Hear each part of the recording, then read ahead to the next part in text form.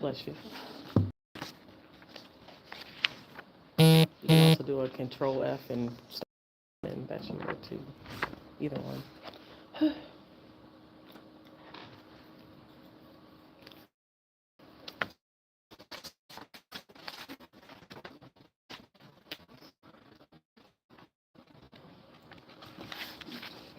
Topic I presented, the topic that I chose was imposter syndrome, specifically imposter syndrome in college students.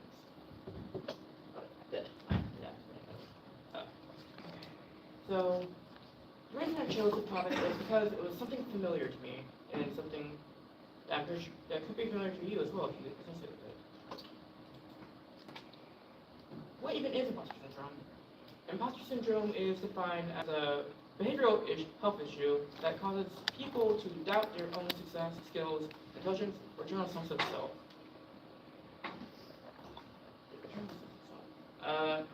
Though it can affect anyone really, in college students, it usually can affect people in the younger, like first few years of college, because they're trying to still find out who they are and associate and get their stuff together and have it all figured out. And at first, they think it's gonna be easy. Like they've done stuff in high school that's similar to this, but then it becomes apparent that it's not exactly easy. Like say a certain person is pretty good at math, and then it's before high school, but then they go to college algebra or trigonometry, and it's like way too complicated, and they feel overworked or feel like they're down to skills aren't good enough, or they're not smart enough to keep up, and they lose their sense of self and start worrying or panicking or doubting themselves. Yeah. A poll, and though few people answered it, the people that did answer associate with some of the symptoms, like a general sense of doubt or doubting their own success or skills, although they sometimes doubt it, or they do generally like feel anxiety when doing work in college, or feeling like some work is almost impossible to do, like feeling I can't do this. How am I going to do this? What is this going to do? And so, yeah. I also relate to this issue myself.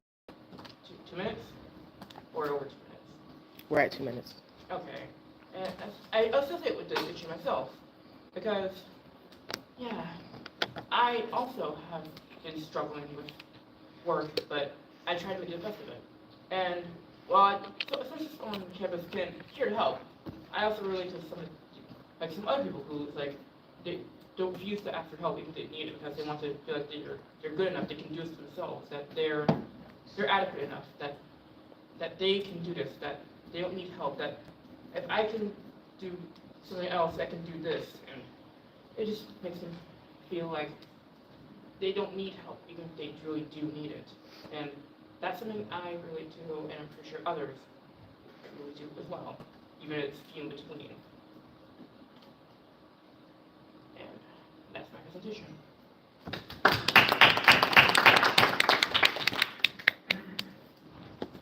All right, 1 minute in between.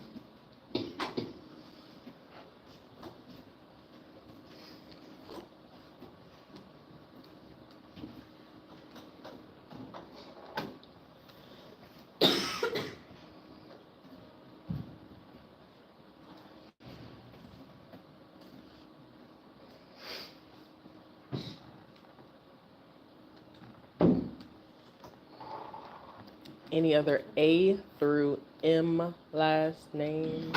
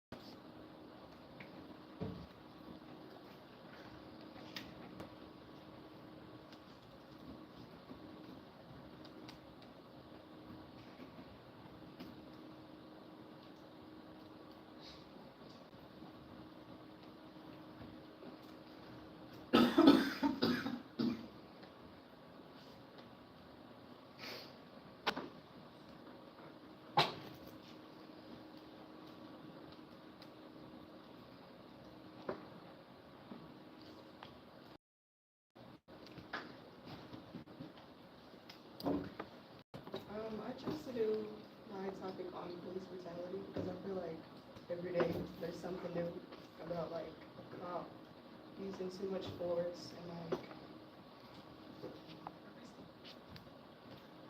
police brutality is a major issue in the U.S. It is when officers use a great amount of force, causing injury and sometimes death to the person being detained. Minorities are the main groups being affected by this issue as racism and stereotypes cause Black Americans to be seen as threats, especially the one on the right.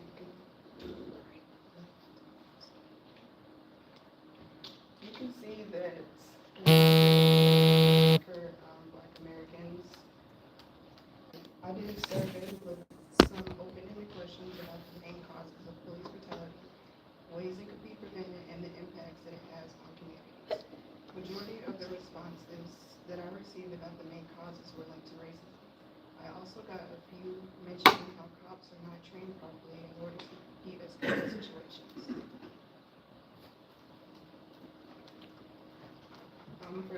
For ways that it can be prevented, many people said that there should be more strict laws and regulations for cops so that accountability can be seen. There are a lot of negative impacts for this issue. Distrust and fear of the police can cause anxiety and people feel unsafe. Tensions also arise between communities and police officers, causing riots and social unrest as people continue to demand change in the system. So many lives have been taken at the hands of police officers, and the numbers will continue to grow if accountability is not taken. There needs to be a change in the way officers handle certain situations and a change of mindset so that stereotypes and racism are not causing someone's life. Ways that ensure that accountability is taken is by putting strict punishments on officers who abuse their power and making sure that officers are there for the right reasons and not driven by hatred or prejudice.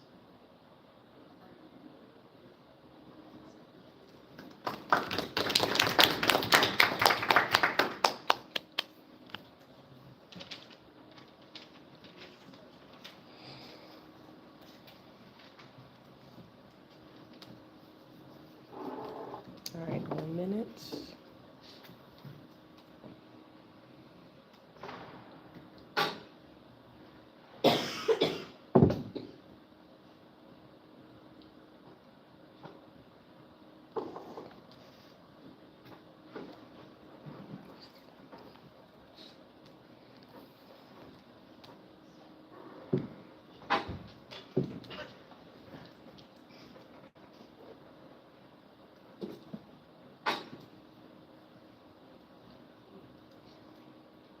All right, any other A through M?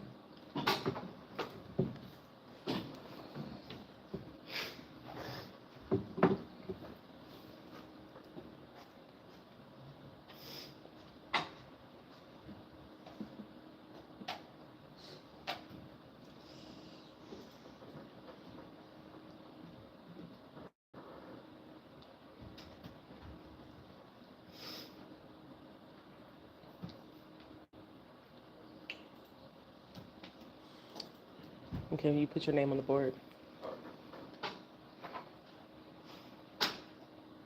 Hey, I did more than 3 slides, but I did the whole thing. We don't need the whole thing. Okay, so just do the 3. Yes.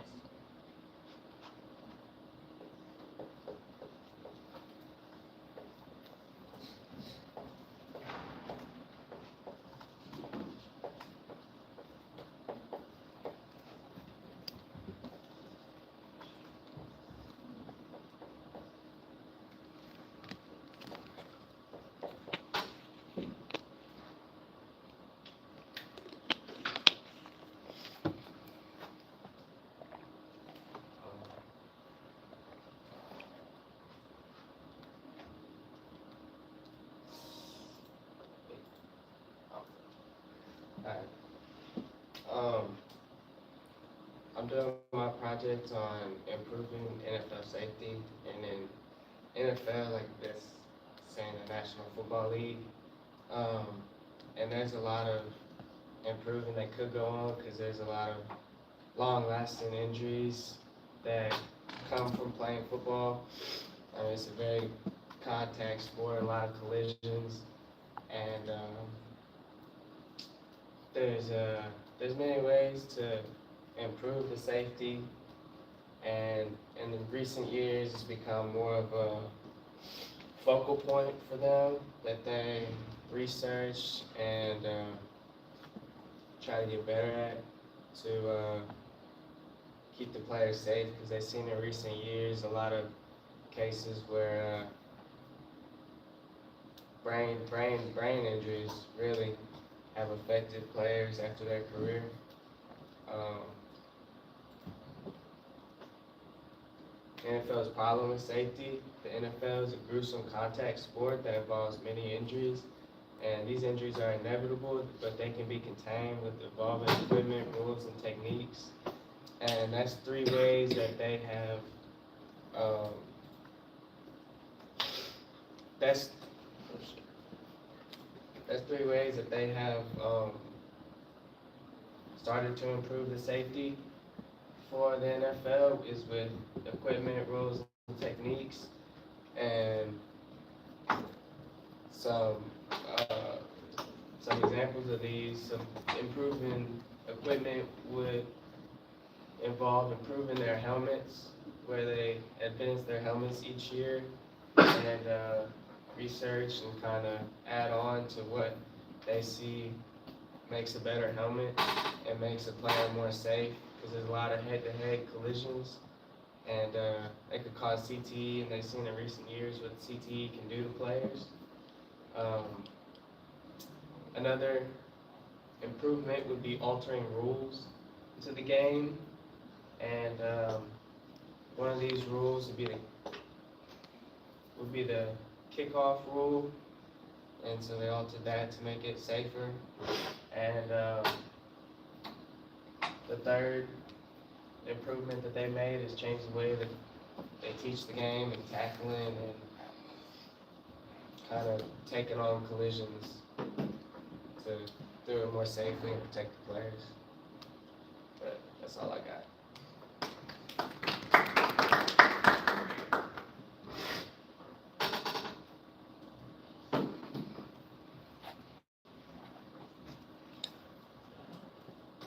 All right, 1 minute. Oh, I forgot to say I'm doing interviews.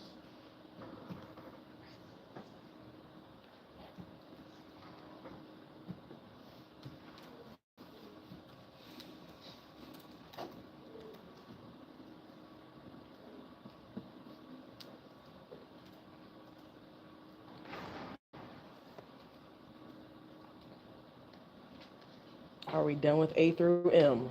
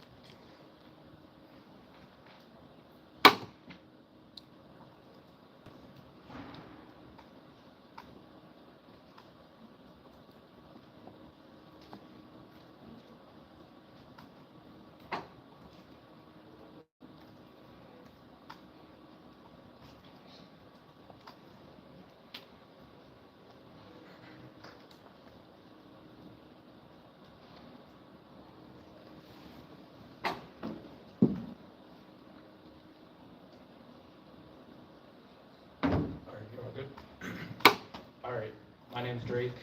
My topic today is men's mental health and is it taken as serious as it needs to be? So I chose this topic because I would say, obviously, I'm not gonna lie, personal reasons, of course, takes a big role in it, but also because I think it's not a very, touched on topic amongst everybody in this generation. And so in today's society, it's kind of considered a silent epidemic because, first off, it is not talked about enough. Personally, I believe that, but also an epidemic because number one reason for deaths in the United States is suicide. And on the topic of men account for 2/3 of that. So I did take a survey for 10 people. I wrote it down because the picture of it. So I got 10 responses, 6 being males, 4 being women, 8 being ages 1 to 18, all of them being 18, 1 being mid to late 20s, and 1 being 40. So I asked questions like, do you believe men's mental health is underseen due to our role in society? And 80% of these 10 said yes, and others said 20. I said, should men be able to be emotionally vulnerable? 90% said yes, 10% said no. And the main thing I want to touch on is the open-end discussion part, which was, what do you believe is the reason for the mental decline in men? And pretty mixed answers, but there's unstable homes, society, social media, women, school, not having a purpose, not being respected. But the main one I wanted to touch on was men's standard in society, because I think in today's generation, men have to be strong, we have to be viewed as, leaders, and we're not able to always talk about our feelings, what we really want to say, because, we don't want to be looked at as weak. And I think that's, well, statistically, that is one of the biggest reasons, because men just won't talk about how they actually feel, because they don't want to be viewed upon. And social standards, of course, we have a high role, we're supposed to be money makers, we're supposed to be the tough people, and not everyone can be that, unfortunately, and it takes a role on people's lives, and yeah, that's about it.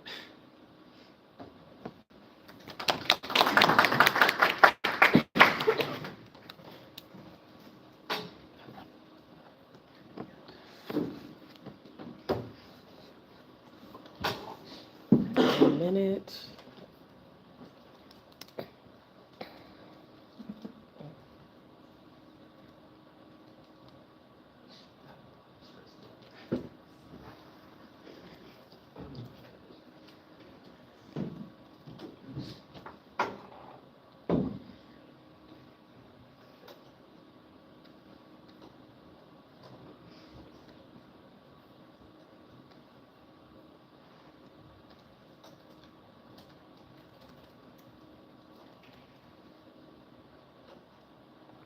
All right, A through M. We're finally done? All right. N, O, P, Q, R, S, T, U, V, W.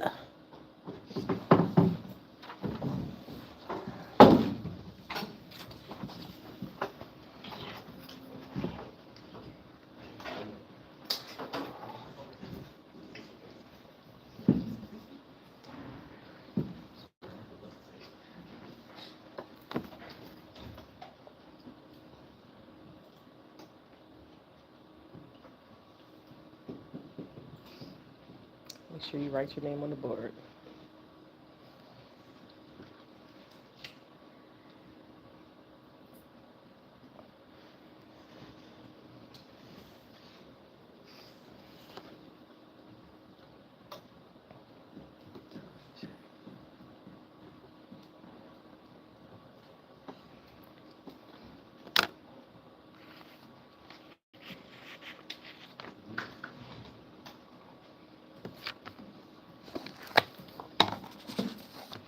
Hello, I'm Vanessa Whedon, and my research question is how Louisiana State University college students ages 19 to 21 feel about animal testing, and whether they would trust products that did not undergo animal testing.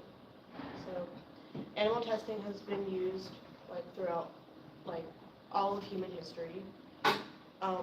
And recently, a lot of people have been like against it because of the inhumane conditions and the way that like the animals are like subjected to like get the test results.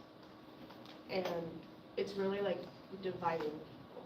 So some think animal testing is beneficial because it would be more accurate to see how they would, how like certain products would affect like an actual like living organism. And then others think that it's not useful because they could be unreliable.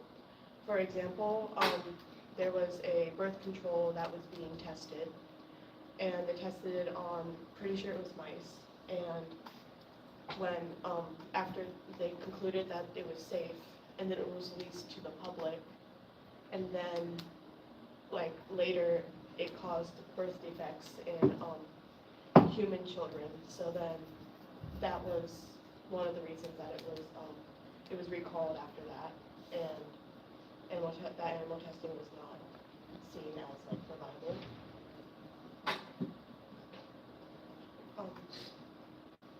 I conducted 5 interviews to answer my research question. I asked LSU students, both genders, and from the ages of 19 to 21, to see their thoughts about animal testing. The first question I asked is if they agreed with animal testing. The women who I interviewed disagreed with it entirely. And they mentioned the conditions and other reasons that I listed. And then the men who I asked the same question to, they thought that it was immoral but necessary to protect the people like from dangerous drugs and other things. The second question I asked them is whether they would be comfortable using like products that just skipped over the animal testing section. And surprisingly, all of the people I interviewed said that they would be more comfortable using products that had been tested on animals. In conclusion, animal testing is not entirely ethical, but it needed to kind of protect the people from possible dangerous products, and it would need a lot of reforms to eventually become humane way of testing. That's it.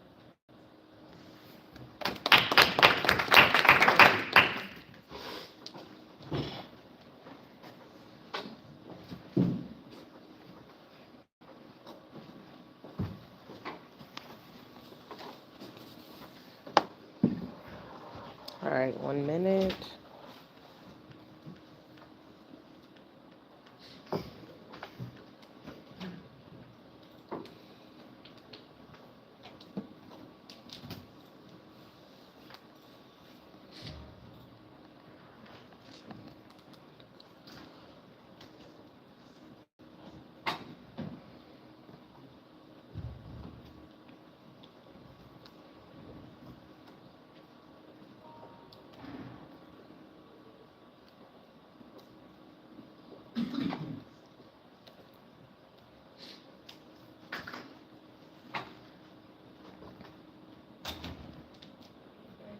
Hold on. Is everybody done with the last? Okay. Hi, my name is Jenna Williams, and I'm a freshman at LSU Studies Psychology. My topic was how does financial stress and anxiety impact college students' mental health and academic performance. For many college students, financial stress is a hard adaptation to become familiar with, which impacts their mental health. Increasing tuition fees, living expenses, and paying student loans play a part to increase anxiety and depression. This is a graph of an organizer that shows in Ohio State University, 33% of students have considered dropping out of college due to financial concerns. 74% of students were stressed out about their personal finances and living, and 65% of students were optimistic about their financial futures. I interviewed a few college students around campus who And I asked them the questions of how can students manage their stress level if they are going through financial difficulties. Some say that students should talk to a financial counselor or create a budget within themselves. Others said that they should consider being organized and seeking for help from people other than a counselor. Students under financial stress struggle to work jobs as well, which interferes about the time available for studying and going to class. My research calls for the urgent need for more and better financial support systems and resources to college students. Addressing financial stress can not only improve someone's mental health, but also enhance their academic success.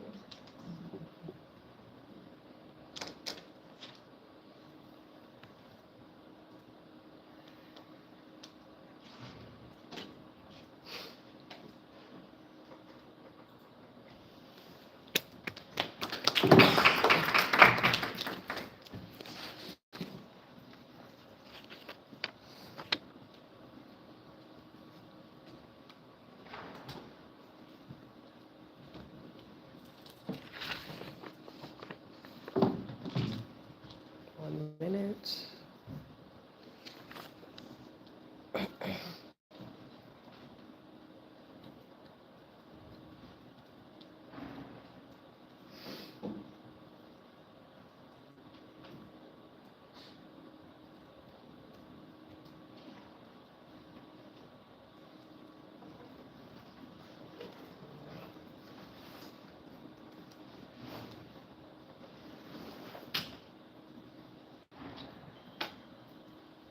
Any other W's? XYZ. Thought we had one more person. That's it? Are we done? All right, round of applause. Before we leave out, let me give you a heads up. All right, so, as I said before, I'm going to have time today for this event at 3. I'm going to start plugging in the feedback that you are all giving, so please make sure that you submit all of these forms. Half of your grade is going to be these evaluations because they take time to do, they take focus, so you will get credit for that. The other half of it is going to be based off of your presentation and making sure that you've covered not just the questions that are asked here, but that you've also followed the requirements that I put in to the resources for this. And of course, just following the actual mode of the 3MT. There was an entire playlist of resources down here to let you know what this should have looked like right here. Boom, bam. 3MT the guidelines, so please go over them. This is what I'll be utilizing to evaluate your presentation, and then of course looking at the examples, all right? Also, 3MT, Zoom, all about it. So plenty of opportunities for you to understand what this is going to look like. Keep in mind, you have an entire month before you are going to turn in your Pechacucha. So that means if you've done your research already, you can still conduct more, all right? If you have done a survey, I want to know your inspiration for how you wrote your questions. Did you pull them from extant research that you are citing? How did you model them? I want to know that. Also, when you say that you talk to people, where did you find them? How did you recruit them? That should be in your final presentation as well, okay? Alongside your final presentation, you can turn in a short paragraph or two of things that you may not want to cover directly in the presentation. The presentation is it's 20 seconds per slide, 20 slides each. So it's 6 minutes and 40 seconds. If you go, I will have another Pechacucha resource guide if it's not on here. Yes, I will put the Pechacucha examples up as well. Also, we talked about this last week, doing the financial aid 168-hour calendar. I'm not going to have that due this week. I have it due next week. We're gonna do the 168-hour calendar. You're supposed to be tracking how much you're spending every day. That was tied into our chapter on money management. All right? I think that I already told you this in the email, but we will be meeting online on Monday and then the other half of the week. But that first week of December, we're gonna have our LSU libraries come in, do a brief presentation on how to utilize the resources that are available to you through the digital library system. So I did not go over that. I want to make sure that you, before you leave this class, that you have an opportunity to really boost your research utilizing their website functions. Finally, there is an undergraduate research symposium opportunity available. I'll just shoot you out an email so that you know about it. But if you'd like to continue to do the research that you were interested in, we have a number of people who have overlapped in topics, particularly around mental health in both of the classes. So if you'd like to bring your research together and actually make something out of it, I would love to help some of you do the research symposium. I'm usually a judge. I do this every year. I really enjoy it. They do it during the spring semester, late in the spring semester, where you do a poster board and other universities are there. It's really great for your resume. So if you'd like to continue doing some data collection on your research, I'd love to help you do that. We will actually do an official setup of your research through the office of, you gotta get this kind of license, if you will, to do actual real research, but I'd love to be your principal investigator if you'd like to continue to do it. And then we can do something like a resume, and perhaps go to conference. All right? Thank you so much. I will have this out to you at latest by tomorrow night. Have a good weekend. Have a okay, let me finish recording.